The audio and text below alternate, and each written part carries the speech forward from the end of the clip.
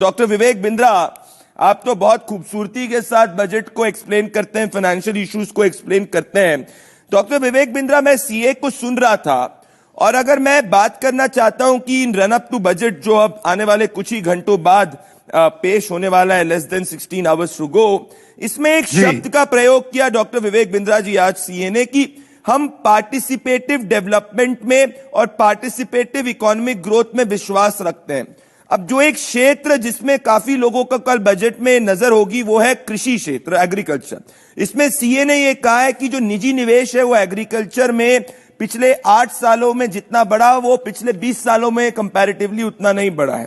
तो आप कृषि, अगर मैं आपसे बात करना चाहूं, जब ये जो इकोनॉमिक सर्वे को सुनने के बाद में, पढ़ने के बाद में, it's a very exhaustive document, आप किस तरीके से, आपकी क्या एक्सपेक्टेशंस हैं ये जो लास्ट फुल टाइम बजट है इस सरकार का, डॉक्टर विवेक बिंद्रा? धन्यवाद। देखिए, थैंक यू। अगर मेरी आवाज साफ आ रही है, मैं आपको आ रही है आपकी आवाज, गो अहेड। टर्म कॉइन हो गया है, इंडिया न्यूज के सारे दर्शकों को मैं बता दूं, स्लोबलाइजेशन।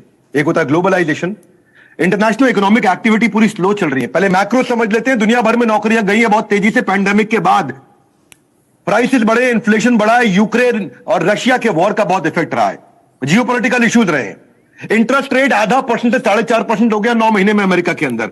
दो इकोनॉमी को देखना चाहिए भाई साहब, पहली आपको अमेरिका की देखनी चाहिए, दूसरी चाइना की। ये दोनों मिलकर 44% जीडीपी को दुनिया के कंट्रीब्यूट करते हैं। अमेरिका में क्या हुआ? इंटरेस्ट रेट बढ़ा, इन्फ्लेशन बढ़ा, नौकरियां गई। चाइना में क्या हुआ? इंटरनल इश्यूज, पैंडेमिक के कारण इकोनॉमी बार बार फ्लक्चुएट हुई।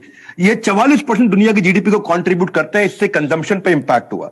ग्लोबली सब कुछ स्लो हो रहा है, जहां ग्लोबली हो रहे हैं सारे स्लो, वहां अभी भी हम कर रहे हैं ग्रो। ये ध्यान दीजिएगा मेरी बात। इंडिया की स्टोरी स्टेबिलिटी की स्टोरी है, स्टेबिलिटी ग्रोथ रिफॉर्म। क्यों हुआ? क्योंकि जो पिछले सालों में इंफ्रास्ट्रक्चर पे, कैपिटल स्पेंडिंग पे इंसेंटिवाइज किया मैन्युफैक्चरिंग को और फिस्कल को कंट्रोल किया है, फिस्कल डेफिसिट को जिसको बोलेंगे fiscal consolidation, socialist tax regime नहीं रहा। इस सरकार की कुछ अच्छी चीजें रही हैं, करेज रहा है यहां पे, जिससे कर्जा कम हुआ है। हाँ, आप ये समझ लें कि 2021 में अमेरिका 5.5% ग्रो कर रहा था, चाइना 8%, जर्मनी 2%, जापान 1%, यूके 7%, हम उस समय भी 8.9% ग्रो कर रहे थे। हमारी ग्रोथ तेज रही है।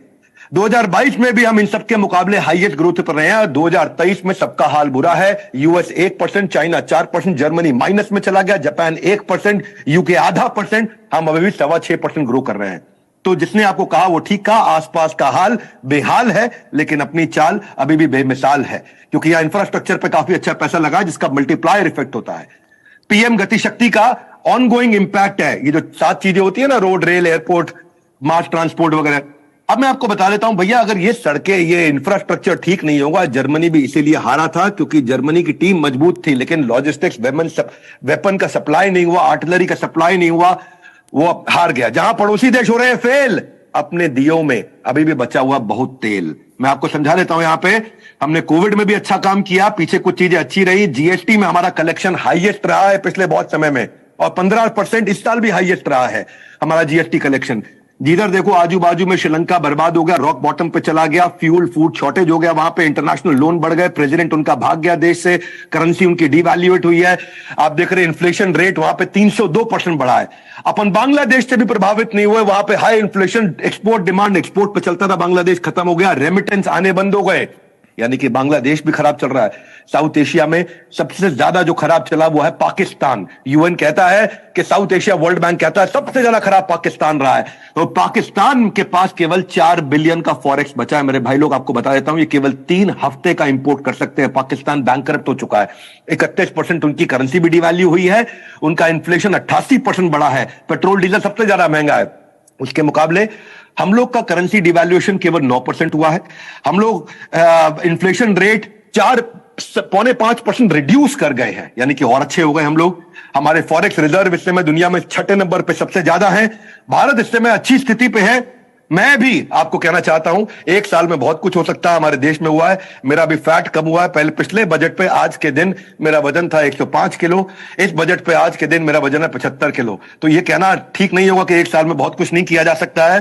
सरकार का है बोर्ड एग्जाम, क्योंकि last full term budget plan, मैं इस पे आपको 2-3 बातें बता देता हूं। 9 राज्यों में इलेक्शन आ रहे हैं, नागालैंड, मेघालय, मिजोरम वगैरह नॉर्थ ईस्ट में, इधर राजस्थान, मध्य प्रदेश, छत्तीसगढ़, तेलंगाना, कर्नाटका। बावजूद उसके हम देखना चाहेंगे कि क्या ग्रोथ एजेंडा पे काम हो रहा है। ये अमृतकाल का पहला बजट होने वाला है, इसलिए मैं, जैसे पिता जो होता है ना, वो घर में सैलरी लाता है, कुछ पैसों से बिजली पानी का बिल भरता है, कुछ खर्चे करता है, कुछ बचाता है, बड़ी प्लानिंग से घर चलाता है, ठीक उसी प्रकार हमारा बजट बनाया जाता है। ये आने वाला कल हमको दिखाता है। तो मैं ये कहूंगा कि आने वाले कल को हमें देखना चाहिए।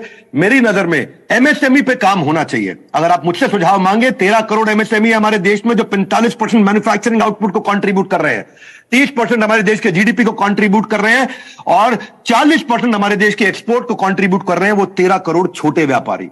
वो 95% इंडस्ट्रियल यूनिट का आउटपुट है। आज देश के 40% लोगों को नौकरी भी ये 13 करोड़ छोटे व्यापारी देते हैं। अगर इसमें कुछ काम करना चाहिए, इनकी डीलेड पेमेंट पे करना चाहिए। छोटे व्यापारी को पेमेंट टाइम से नहीं मिलती है, उसके पास वर्किंग कैपिटल नहीं है, मार्केट में जो पैसा लगाया है रोटेशन साइकिल पर लग जाता है जंग, हाथ उस बेचारे का हो जाता है तंग। उसके चक्कर में समस्या रहती है। मैं आपको बता देता हूं, एमएसएमई समाधान योजना उतनी नहीं चल पाई। 31,000 कंप्लेंट आई, केवल 1,000 रिजॉल्व हुई। 7,000 करोड़ रजिस्टर हुई 2022 में, केवल 71 करोड़ रुपया रिसीव हुआ, यानी कि 1% रिजॉल्व हो पाया। पिछले साल कमजोर रहा बहुत। तो जो माइक्रो स्मॉल मीडियम एंटरप्राइज है, इस बेचारे को जब पैसा फंस जाता है ना बाजार में, लोग उसका पैसा रोक लेते हैं, इसको वापस नहीं करते, और उसके बाद ये जाता है बेचारा 3 महीना उनका वेट करता है, फिर 3 महीना बहस लड़ाई करता है, फिर उसके बाद में एमएसएमई समाधान योजना में जाता है। इतने में बैंक का ईएमआई और इंटरेस्ट ये बुरी तरह फंस जाता है। ये बेचारा किसके पास जाता है? और जब बिजनेस इंटरेस्ट इतना बढ़ जाता है तो काम करने में मैजिकल घट जाता है। Doctor Vivek Bindra, this is magical. मैं कहना चाहता हूं कि जितना आपके बारे में मैंने सुना था, आप उससे ज्यादा 6 और 4 हिट कर रहे हैं। मेरे को इतने सारे मैसेजेस आ रहे हैं, कितनी सरल भाषा के अंदर आपने इसको रखा है। This is magical doctor Vivek Bindra. I love the energy. भाई साहब, आखिरी लाइन, बिजनेस में इंटरेस्ट इतना बढ़ जाता है जी, लोन का इंटरेस्ट इतना बढ़ जाता है कि उसके बाद उसका बिजनेस करने में इंटरेस्ट घट जाता है। और जब ऐसा घट जाता है, उसके बाद जब एमएसएमई का कमजोर व्यापारी फांसी लगाता है तो उसको कोई पूछने नहीं जाता है, क्योंकि वो असली वोटर नहीं कहलाता है, लेकिन आगे देश को वही बढ़ाता है। आगे देश को वही बढ़ाता है। Very very beautifully put.